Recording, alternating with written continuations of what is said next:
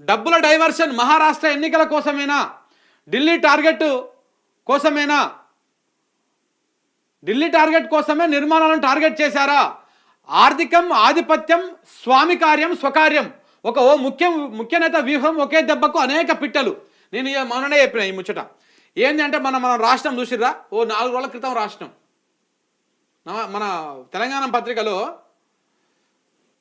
ఇగో 4 రాష్ట్రాల ఎన్నికలకు తెలంగాణ పైసలు కావాలి.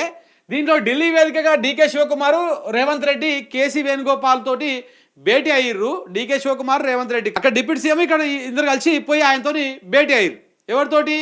కేసీ వేణుగోపాల్ తోటి. దేనికి భేటీ అయ్యారు అంటే వీళ్ళు రేపు 4 రాష్ట్రాల ఎన్నికలు ఉన్నాయి. ఈ 4 రాష్ట్రాల ఎన్నికలకు పైసలు కావాలి. అందుకే హైడ్రా ఇక్కడ అద్భుతంగా చాలా జెడ్ స్పీడ్లో పోతా ఉన్నది. హైడ్రా ఎంత స్పీడ్గా పోతే అంత స్పీడ్గా ఇక్కడ నుంచి ఢిల్లీకి పైసలు పోతూ ఉంటాయి అన్నమాట. హైడ్రా రకరకాల ట్రయ్యని తిరుగుతుంది అనుకో, అప్పుడు సంచులు కూడా అట్లనే వస్తాయి, మూటలు నింపుకొని కాగితాలు నింపుకొని ఆ కాగితాలన్నీ ఢిల్లీకి పోతాయి. ఇదంతా ఏదో జనాన్ని ఉద్ధరిస్తేందుకు ఇదంతా కానే కాదు మిత్రులారా, గుర్తుపెట్టుకోండి. ఏదో చెరువులు కాపాడుతా, నేనేదో కురుక్షేత్రము లేకపోతే భగవద్గీత ఈ నీతులని చెప్తా ఉన్నాడు కదా రేవంత్ రెడ్డి గారు. ఇదంతా ఉత్తకథ, ఇదంతా డ్రామా. తెరకు ముందు కనపడేటువంటి సినిమా ఇది. తెర వెనుక జరిగేది స్వకార్యము స్వామి కార్యము అధినాయకత్వ కార్యము, అన్ని కార్యాలు ఇప్పుడు ఇందులో జరుగుతూ ఉన్నాయి. సో మనం ఈ ముచ్చట ఎన్నడో రాష్ట్రం 4 రోజుల క్రితము ఈ భారత రాష్ట్రం 4 రాష్ట్రాల ఎన్నికలకు పైసలు కావాలి, మీరు ఏం చేస్తారో తెలియదు. మీరు చూస్తూ ఉండండి. ఇది జరిగినప్పుడే కదా ఎన్ కన్వెన్షన్ ఊలగొట్టింది. అయిపోయినాకనే ఇది అయిపోయిన తెల్లారి రోజే ఎన్ కన్వెన్షన్ ఊలగొట్టిరు.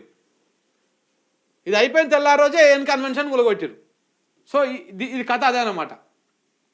చూడు, కాంగ్రెస్ నాయకత్వం ఎందుకు కూల్చివేతల పర్వానికి తెరలేపింది, ఎందుకంత రిస్క్ తీసుకుంటున్నది? డైవర్షన్ టాటిక్స్లో భాగంగానే కాంగ్రెస్ ముఖ్యులు ఈ కూల్చివేతలను మొదలుపెట్టినట్టు రాజకీయ వర్గాల్లో చర్చ జరుగుతున్నది. ప్రధానంగా 2 రకాల డైవర్షన్ల గురించి వారు అనుమానం వ్యక్తం చేస్తున్నారు. ఒకటి, రాష్ట్రంలో కొంతకాలంగా ప్రజా పరిపాలన స్తంభించిందంటూ, గ్రాఫ్ పడిపోతుందంటూ వార్తలు వెలువడ్డాయి. దానికి బలాన్ని చేకూరుస్తూ నిరుద్యోగుల ఆందోళన, రుణమాఫీ గొడవ, రోజు ఏదో ఒక వర్గం రోడ్డు మీదకి వస్తున్నది. నిరసనలు నిత్యకృత్యమైనటువంటి ఈ దశలతో ప్రజల దృష్టి మలచడానికే ఈ కూల్చివేత కార్యక్రమం పెట్టుకున్నది. దీంతో పాటు ఇది కూల్చివేస్తే ఏమైతే ఉంటుంది, సంచులు వస్తూ ఉంటాయి మనకు.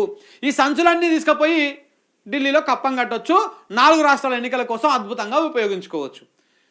కాంగ్రెస్ రాష్ట్రాన్ని దోసుకపోతుంది.